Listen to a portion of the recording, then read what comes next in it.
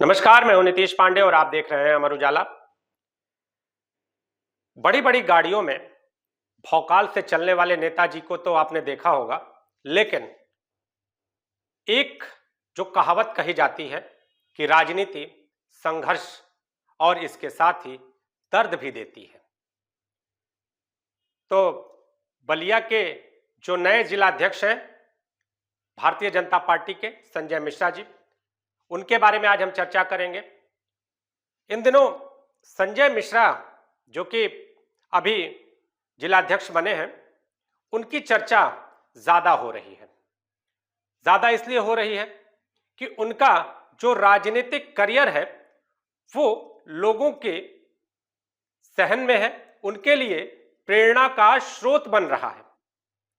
एक ऐसा नेता जो एक कार्यालय में झाड़ू लगाता था, एक ऐसा नेता जो उसी कार्यालय की कुर्सी को साफ करता था और आज उसी कुर्सी पर बैठने का हकदार बना है। अब जरा सा संजय मिश्रा के बारे में जान लीजिए। तो शिशु मंदिर से इनकी शिक्षा दीक्षा होती है और इसके बाद स्नातक की शिक्षा ये सतीश चंद्र डिग्री कॉलेज बलिया से पूरी करते हैं और इसके बाद संगठन के सदस्य बनते हैं। जब ये संगठन के सदस्य बनते हैं तो इनके पिताजी इनको कई बार ये कहते हुए किनारे करते हैं कि राजनीति में क्यों जाते हो, अच्छा पढ़ लिख क्यों नहीं लेते, कुछ ऐसा करो जिससे देश का नाम हो, तुम्हारा नाम हो। लेकिन इस राजनीति में कुछ नहीं रखा है। लेकिन फिर भी इन नेता का अपना विचार डिगता नहीं है, कहीं भी ये परेशान नहीं होते हैं और अपने कार्य में लगे रहते हैं। उस दौरान जब ये ऑफिस आते हैं, इनकी जुबानी भी आप सुन सकते हैं कि जब ये ऑफिस आते हैं, अपने कार्यालय तक पहुंचते हैं, तो जो इनके सहकर्मी उस वक्त के तथाकथित बड़े नेता होते हैं, वो भी ये कहते हुए नजर आते हैं इनको कि आप ये सब मत किया कीजिए, राजनीति में ये सब करने से कोई आगे नहीं बढ़ता। तो आज जिस तरह से ऐसे नेता जो कि देश सेवा, अपने कर्म को प्रधान मानकर अपने कार्यालय की सफाई करके और बेहद ईमानदार व्यक्तित्व को धारण करके जिलाध्यक्ष बनते हैं, तो हर किसी के लिए ये एक नजीर है। चाहे ये हो, चाहे इनकी पत्नी हो, पत्नी के भी भाव अलग है। एक अगर बात करें तो एक संगठन से जुड़े होने के नाते उन्होंने संघर्ष किया, उन्होंने कार्यालय की सफाई की और युवाओं को, वो युवा जो कि राजनीति से जुड़ना चाहते हैं, उनको यह संदेश देने का प्रयास किया कि आप बड़ी बड़ी गाड़ियों के भौकाल से दूर रहिए और सेवा भाव रखिए, यही राजनीति है। तो दूसरी ओर पत्नी भी संघर्ष करती रही। हर किसी का सपना होता है कि हमारे पास भी वो सारी सुख सुविधाएं प्रचुर मात्रा में हो, लेकिन उनकी पत्नी भी संघर्ष करती रही और आज जब उन्हें इस पद की प्राप्ति हुई है तो उत्साह चरम पर है। होली थम नहीं रही है, रंग और गुलाल लगते हुए उड़ते हुए नजर आ रहे हैं।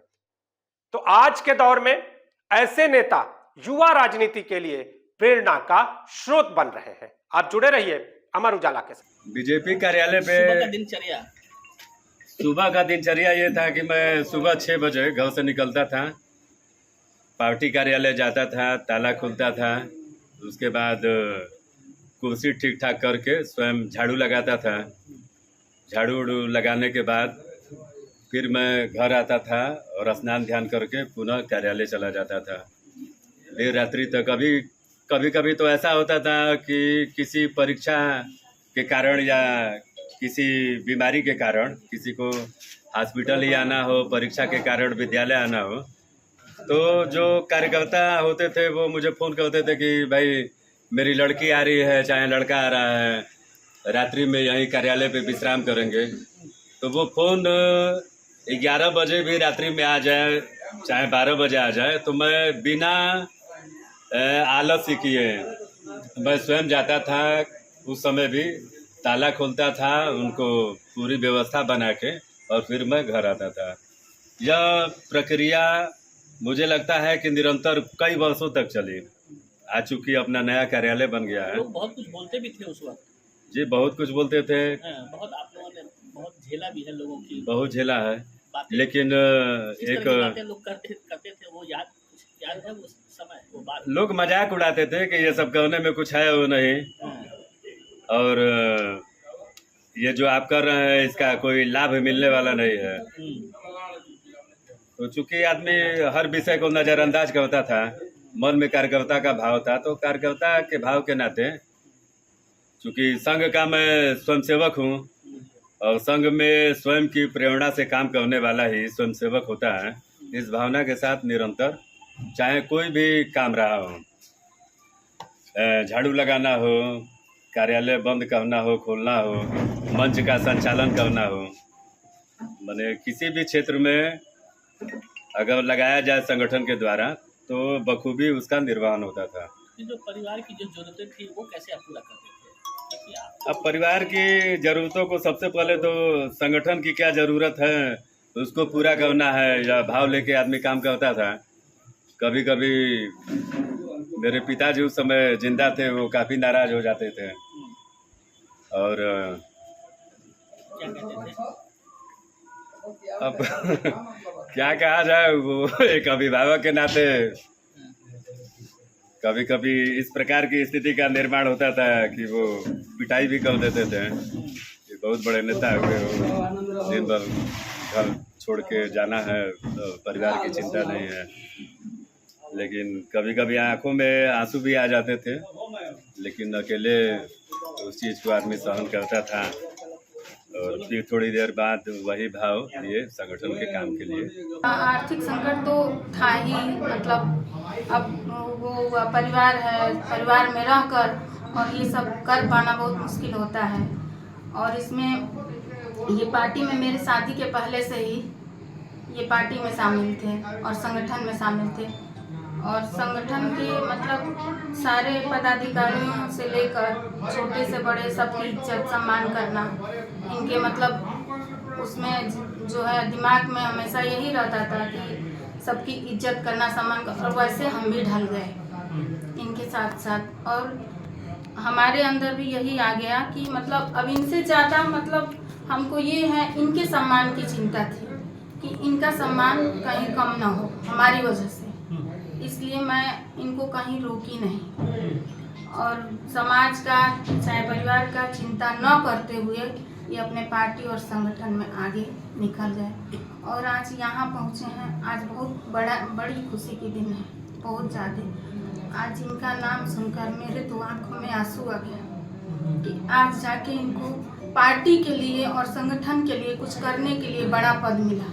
तो क्या आपको उम्मीद था कि इनको जिलाध्यक्ष भी दिलाया जा सकता है? जी हाँ, इनके संघर्षों को देखते हुए मुझे उम्मीद था और मैं किसी बिना डर और भय के बस भगवान पे भरोसा करके इनके संघर्ष को देखते हुए और मैं ये जान गई थी कि इनको आज नहीं तो कल सफलता मिलेगी। इस तरह का त्याग था, मतलब परिवार में सभी परिवार में बहुत लोग रहते थे और उस परिवार में रहते हुए आर्थिक स्थिति का या समय का हर चीज़ का मतलब जैसे एक पाबंदी हो उस तरीके से हम रहे हैं। जो सपने थे बच्चों के वो पूरा तो नहीं हो पाते होंगे जब ये नहीं सही बात है, किस तरह सही था बात है। बच्चों? वही तो आपको बता रहा है कि परिवार में रहते हुए और इस संघर्षमय जीवन को मैं कैसे व्यतीत कर रही थी। बच्चे भी और हाँ, और बच्चे भी मेरे साथ हैं तो बच्चे भी ऐसे ही करते रहेंगे। बच्चों ने भी संघर्ष किया है, बहुत ज़्यादा संघर्ष किया है बच्चे। आज ये आंसू कैसा थे? और आपके आंखों में देखा जा रहा है कि आंसू क्यों आ जा रही है आपको? अब आंसू के लिए तो अब क्या कहें। अब कैसे आंसू है ये? आंसू खुशी का मौका है, संघर्ष का तो लगता है कि समय अब धीरे खत्म होना चला है। नहीं, जब खुशी का मौका आता है तो वो सारे जो संघर्ष में जीवन रहते हैं सब बिना याद किए हुए सामने आ जाते हैं और वो उसी की वजह से आंखों में आंसू आ जाता है। बता रहे थे कि कई दिन आप लोग बिना खाए भी रह गए, ऐसा भी वक्त आया जब पार्टी के लिए मिशन आप लोगों ने नहीं छोड़ा। जी, अब उसकी संगठन के लिए अब ये तो मतलब कई दिन बिना खाए रह जाते थे। मान लीजिए हम परिवार में हैं, परिवार के साथ हैं लेकिन ये तो बिना खाए पिए संगठन और पार्टी के लिए अपनी जान न्यौछावर करने के लिए हमेशा रहते थे। हमेशा रहते थे। और आज और योगी जी, मोदी जी को मैं कोटि कोटि प्रणाम करती हूँ कि उन्होंने कार्यकर्ता को ऊंचे पद पे सम्मानित करके आज दिखा दिया कि हाँ, वो लोग कार्यकर्ता के लिए कुछ कर सकते हैं। कभी आपको ऐसा नहीं लगा क्या ये इनका जो अंदर से आत्मसम्मान होता है, ये उन लोगों के लिए हाजिर कर देंगे। इसके लिए अगर आप ये वीडियो YouTube पर देख रहे हैं तो हमारे चैनल को सब्सक्राइब करें और बेल आइकन को दबाना ना भूलें। अगर आप Facebook पर ये वीडियो देख रहे हैं तो हमारे पेज को लाइक करें।